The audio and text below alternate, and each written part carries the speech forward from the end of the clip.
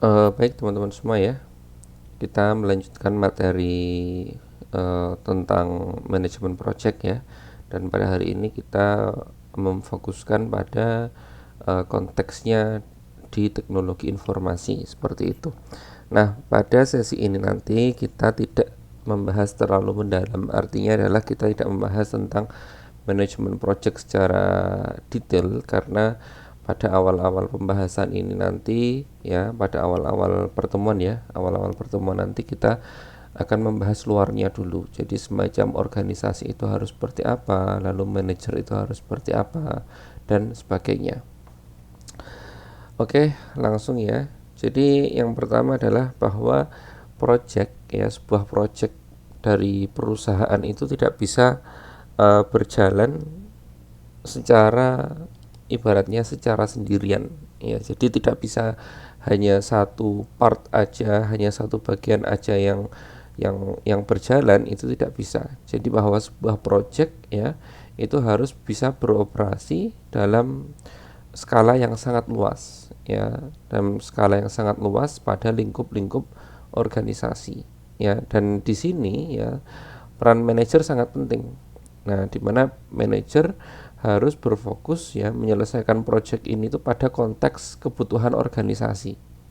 Nah, maka dari itu di sini tertulis bahwa senior manager must make sure project continue to support current business needs. Yang artinya kira-kira bahwa manajer tingkat atas ya itu harus memastikan bahwa untuk selalu menjalankan proyek-proyek yang mendukung kebutuhan bisnis pada saat ini seperti itu ya. Nah, lalu a system view of project management ya. Jadi sebuah pandangan sistem dari manajemen project. Nah, jadi a system approach emerged in the 1950s to describe a more analytical approach to management and problem solving ya. And three parts include system philosophy, system analysis, and system management.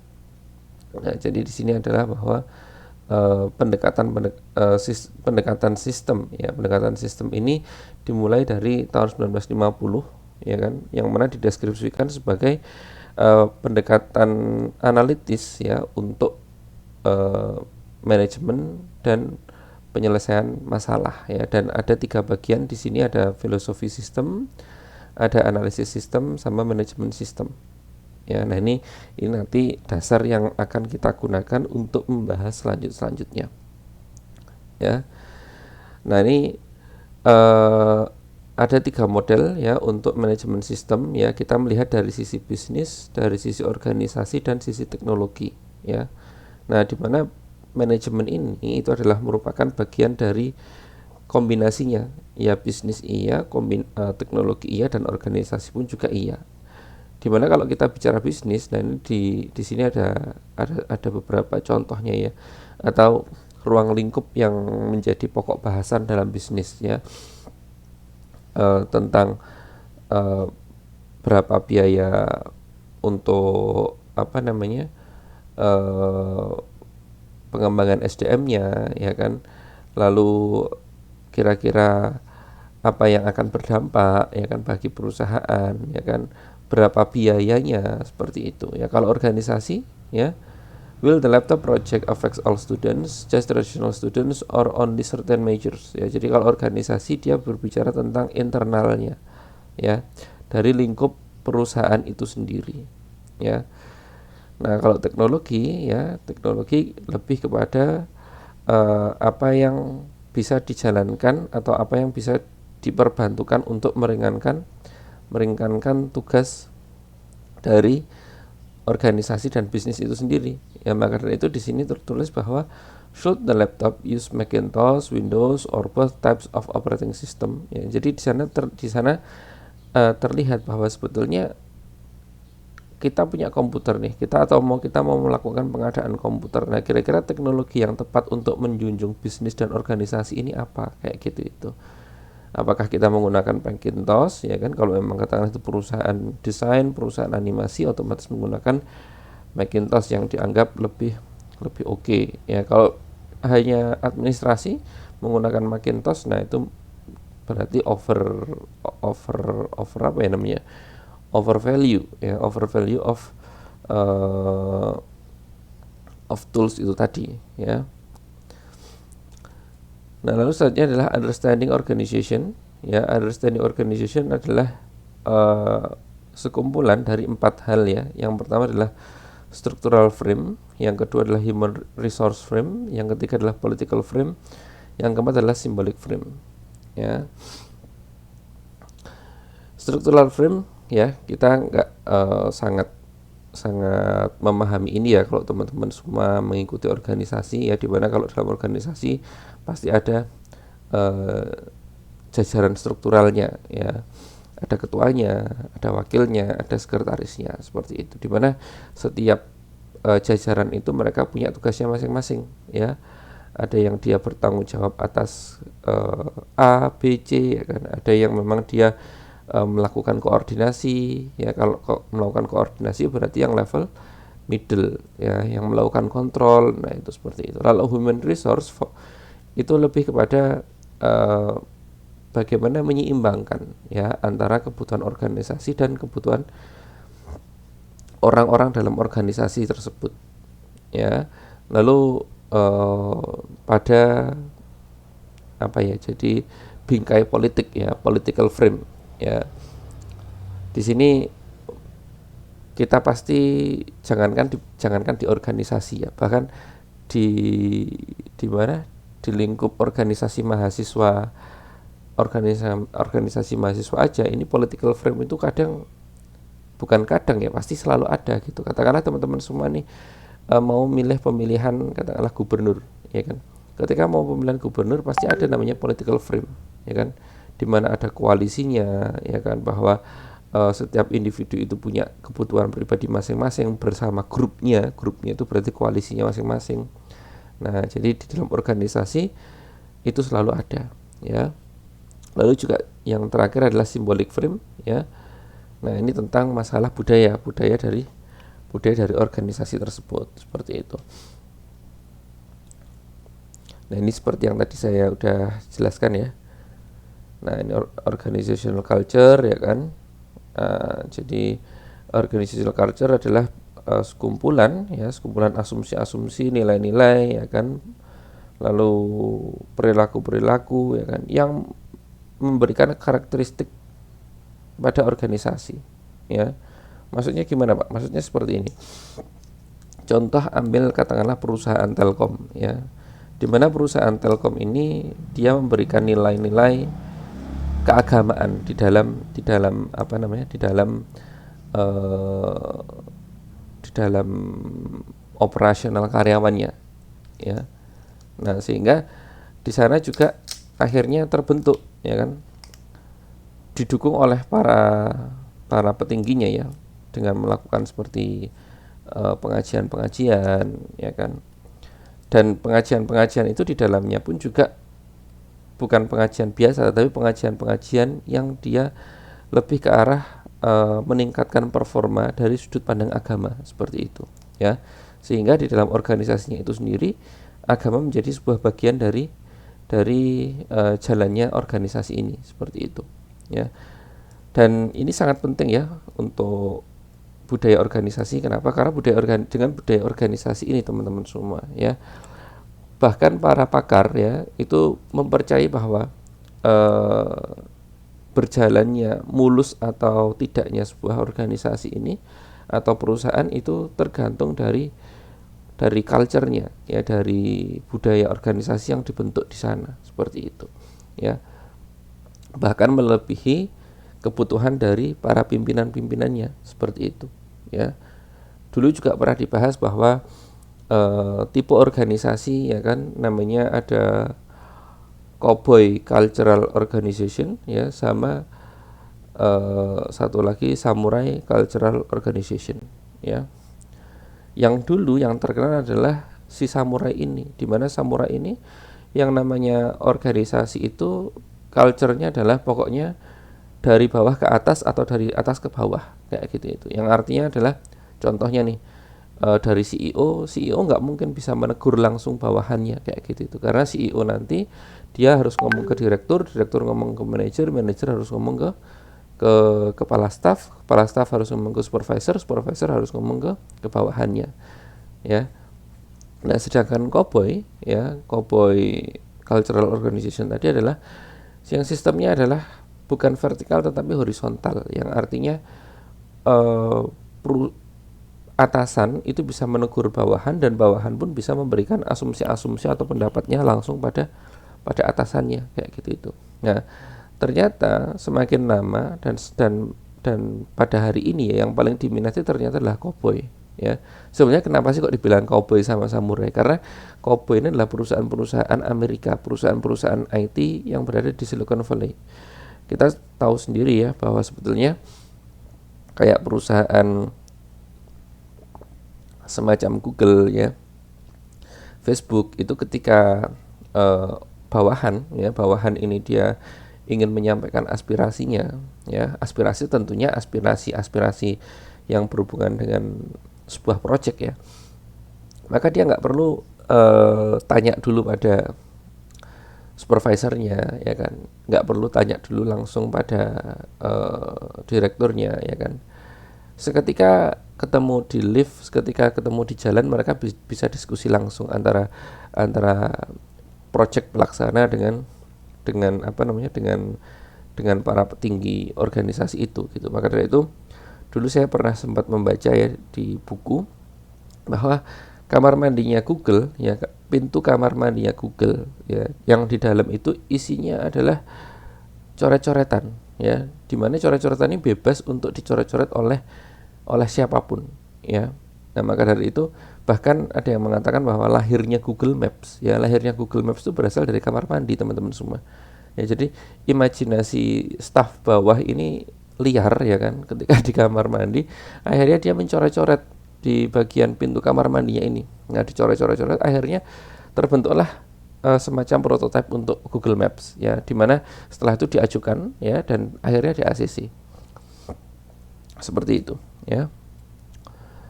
Nah, ini adalah 10 karakteristik of organizational culture, ya. Jadi ini adalah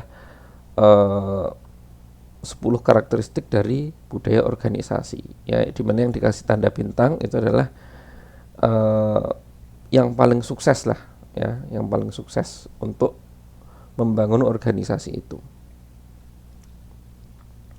Lalu stakeholder management, ya. Di sini yang kita harus tahu stakeholder itu apa dulu, ya. Stakeholder itu adalah orang-orang yang secara yang baik langsung maupun tidak langsung dia berkorelasi dengan sebuah proyek tersebut, ya. Maka itu kalau stakeholder management berarti ya bagian manajemen yang dia memang secara langsung maupun tidak langsung dia berkorelasi untuk membangun sebuah proyek, ya. Nah, project managers, ya, must take time to identify, understand, and manage relationship with all project stakeholder. Jadi manajer proyek, ya, dia harus mengidentifikasi, memahami, ya kan, dan membangun relationship, membangun hubungan dengan para project stakeholders, ya. Di sini menggunakan 4 frame of organization, ya. Using the 4 frame organizations can help meet stakeholder needs and expectation. Senior executive or top management are very important stakeholder. Ya, jadi di sini dijelaskan bahwa sebetulnya yang paling penting, stakeholder yang paling penting adalah senior executive dan atau top management. Kenapa? Karena semua keputusan besar, ya, saya bilangnya keputusan besar ada pada senior eksekutif seperti itu. Nanti akan dijelaskan di slide selanjutnya. Nah, di sini juga dijelaskan tentang the importance of top management commitment, ya, bahwa orang-orang yang ada di top management, ya, itu adalah kunci dari sebuah project, ya. Kenapa? Karena di sana dia memberikan faktor-faktor penting, ya. Contohnya adalah komitmen sebuah project itu ada pada top manajemennya, ya kan? Yang artinya mau ada masalah atau tidak, mau lanjut berjalan atau tidak, itu ada pada top manajemennya, seperti itu. Dan ini bahkan dijelaskan bahwa without top management commitment, ya tanpa adanya komitmen manajemen, maka banyak project-project yang akan gagal, ya. Karena apa? Karena tidak ada lead-nya, tidak ada leadernya di sini. Kalau tidak ada komitmen dari top management, seperti itu. Nah, lalu detailnya bagaimana? Ya kan? Nah, kok bisa top management itu bisa membantu sebuah project, ya. Yang pertama adalah memberikan adequate resources, jadi memberikan sumber daya yang memadai, ya. Lalu juga menerima project-project yang bersifat unik, ya kan. Nah, lalu bekerja sama antara memastikan adanya kerjasama, ya, antara satu lembaga dengan lembaga lainnya, ya.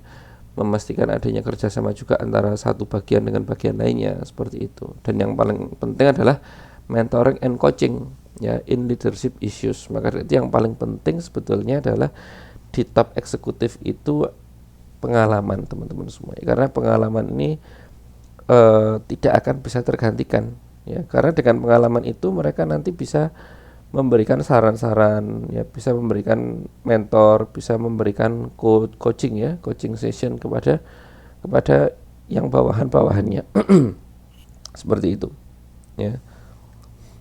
Nah, karena itu biasanya perusahaan-perusahaan besar yang memang didirikan oleh founding father-nya, ya, pasti ketika dia semakin lama semakin membesar, dia akan menjadi CEO-nya atau menjadi direkturnya, ya. Kenapa? Karena yang memang paling menjiwai, yang paling memahami untuk perusahaan ini adalah, ya, si founding father-nya ini, seperti itu. Nah, ini adalah best practice-nya, ya. Kebutuhan untuk komitmen organisasi pada teknologi informasi, ya, terhadap teknologi informasi, ya. Kalau organisasi, ya, punya perilaku yang kurang baik lah, ya, terhadap IT, maka akan sangat sulit untuk mengembangkan sebuah proyek IT. Contohnya adalah kalau saya mencontohkan di manajemen investasi, ya, di sana ada 5 tahapan untuk mengembangkan teknologi informasi, terutama di bidang investasi. Jadi langkah yang pertama itu adalah tentang membuat awareness, membuat kesadaran, ya, terhadap butuhnya IT itu seperti apa. Karena di Indonesia ini kasus masalah seperti ini juga masih belum terselesaikan kadang, teman-teman semua, ya, terutama pada orang-orang yang mungkin sudah sangat senior, ya kan, sehingga mungkin penggunaan software atau penggunaan IT juga nggak bisa berjalan. Nah, di sini dianggap bahwa sebuah permasalahan yang fatal seperti itu, ya. Mungkin ada teman-teman yang bertanya, loh Pak, tapi bukannya hal itu menjadi hal yang biasa, ya. Nah, masalahnya adalah kebetulan buku ini ditulis di Amerika, ya kan, sehingga hal semacam itu tidak menjadi sesuatu yang wajar, ya, karena teknologi di Amerika dan di Indonesia itu mungkin jaraknya bisa 10 tahun, ya, bisa 10 kali lipat, teman-teman semua, ya. Hari ini, ya, kita mungkin kalau di masalah perdagangan kita baru aja belajar gimana caranya membangun Tokopedia, gimana caranya membangun Shopee, seperti itu, ya. Dimana di Amerika, ya, pendirinya Amazon, ya, udah jadi orang terkaya yang artinya mereka jauh lebih cepat, ya, growingnya lebih faster, seperti itu, ya. Nah, ini perkembangan IT di bidang bisnis aja udah berjauh-jauh kali lipat. Maka dari itu di sini dijelaskan bahwa kalau ada organisasi yang dia skeptis, ya, memiliki pandangan yang negatif terhadap IT, maka akan sulit proyek itu dikembangkan di organisasi tersebut. Lalu harus adanya Chief Information Officer, ya, yang baik, ya. Maka dari itu biasanya Kalau dulu ya perusahaan pasti punyanya CEO, Chief Executive, ada CMO, Chief Marketing, ada CFO, Chief Financial Officer, ya kan. Nah, salah satu yang membedakan antara teknologi entrepreneurship dengan entrepreneurship biasa adalah di sini teman-teman semua. Adanya IT project, adanya Chief Information Officer. Ya, maka itu di perusahaan-perusahaan besar yang berhubungan dengan teknologi pasti ada hal semacam ini. Dan menurut saya untuk saat ini pasti kalau di negara-negara besar ya, dan mereka punya perusahaan besar, pasti dia sudah mengimplementasikan atau sudah menempatkan CIO ini dalam jajarannya pastinya, seperti itu. Nah, lalu juga assigning non-IT people to IT projects also encourage more commitment. Ya, jadi ini juga menjadi masalah kalau kita menempatkan orang yang tidak, di sini gini, non-IT people bukan berarti orang-orang yang tidak lulusan IT, itu tidak, tetapi orang-orang yang tidak memahami IT, ya. Karena banyak juga lulusan IT dia nggak paham IT, tapi banyak juga orang yang bukan lulusan IT tapi dia paham IT. Nah, ini yang perlu dipahami seperti itu.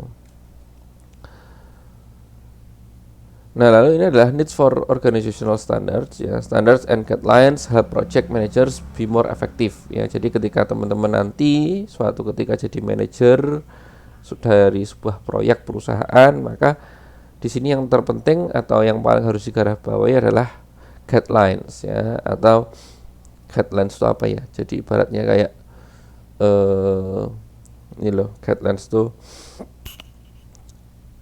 petunjuk. Nah, petunjuk dari organizational standard ini adalah membantu manajer untuk lebih efektif, ya, seperti itu. Dan di sini ada senior management can encourage bla bla bla the use standard forms and software for project management, ya kan, the development and use of guidelines for writing project plans or providing status information, the creation of a project management office or center of excellence, ya. Oh iya, teman-teman semua diharapkan punya bukunya juga ya, jadi bisa baca-baca di rumah atau nanti teman-teman semua bisa memperdalam ilmunya melalui buku, ya. Nah, di sini juga ada project phases and the project life cycle, ya. Ini paling terkenal ya, paling terkenal kalau di informatika, ya. Nah, kita langsung aja masuk di sini ya. Nah, ini predictive life cycle models, ya. Ada waterfall models, ada spiral model, ada incremental build model, prototyping model, sama RAD, ya, rapid application development model, ya. Nah, di sini sebetulnya tidak ada yang terbaik teman-teman semua ya, antara life cycle model 1 dengan life cycle model lainnya, ya. Semua tergantung dari kebutuhannya masing-masing, ya. Cuman biasanya yang yang paling terkenal itu kan ini ya, waterfall model ya. Ada planning, analysis, design, implementation, system, seperti itu. Baru muncul sistem, ya. Padahal tidak selalu seperti ini, ya kan, tergantung kebutuhannya. Contohnya katakanlah kayak spiral model ini. Spiral model ini ternyata bertingkat, ya kan. Ada sistem versi 1, versi 2, sistem versi 3, ya. Di sini terlihat setelah planning, analysis, ya. Di sini adalah intinya kita masuk analysis pada bagian 1 seperti apa. Ternyata ketika sistem bagian 1 sudah selesai, masuk ke selanjutnya yang bagian 2, ya kan. Udah selesai, masuk ke bagian 3, seperti itu. Atau mungkin yang juga cukup sederhana tetapi juga sering diaplikasikan adalah ini ya, prototyping model. Ada planning, analysis, design, implementation dilakukan secara bersama-sama, maka namanya sistem prototype, ya. Kalau sistem prototipenya bagus, maka bisa langsung masuk di implementation. Kalau tidak bagus, maka akan kembali ke analysis, design, and implementation, seperti itu, ya. Nah, ini adalah merupakan salah satu yang tadi saya bilang tipe-tipe orang-orang atau tipe-tipe organisasi bagian samurai, ya, di orang-orang Jepang.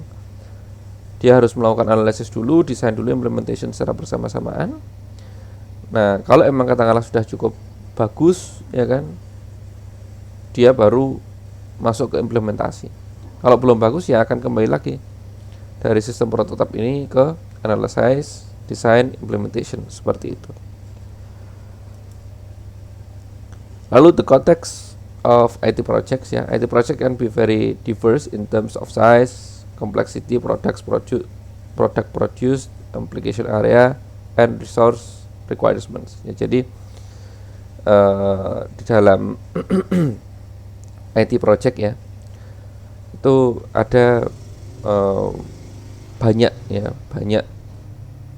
kompleksitas produk yang dihasilkan, ya kan.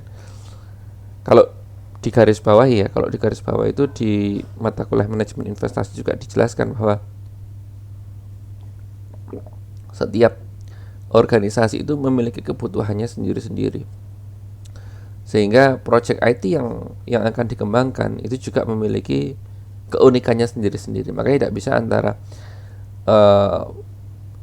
organisasi dengan yang lainnya, project IT-nya itu disamakan atau bahasanya disenggel ya kan, diadu. Nah, itu tidak bisa. Yang bisa diadu adalah before project sama after project, kayak gitu itu, ya. IT project team members often have diverse background and skill sets. Jadi juga anggota tim itu biasanya juga memiliki beragam background, ya kan, dan skill, ya. IT project use diverse technology that change rapidly. Even within one technology area, people must be highly specialized, ya. Seperti itu. Lalu selanjutnya adalah recent trends affecting IT project management, ya. Nah, ini adalah tren-tren terbaru, ya.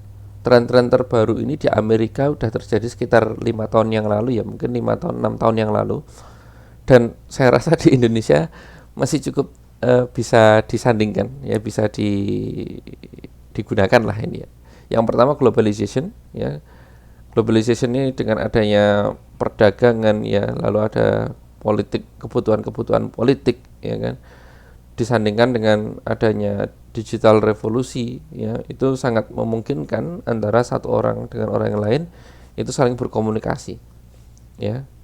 Nah, ini termasuk salah satu cita-cita dari pendiri Facebook, ya, Mark Zuckerberg, ketika ditanyakan tujuanmu pakai Facebook apa, ya kan, connecting people, ya kan, connecting people around the world, ya. Dan ini terjadi sekitar 2000 berapa ya, kalau Mark Zuckerberg berarti sekitar 2006, sekarang 2021, berarti 15 tahun yang lalu.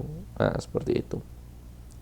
15 tahun yang lalu orang Amerika sudah bermimpi seperti itu, bagaimana aku bisa menggabungkan atau menyatukan antara satu orang dengan orang lainnya, paling tidak di bagian komunikasi, ya.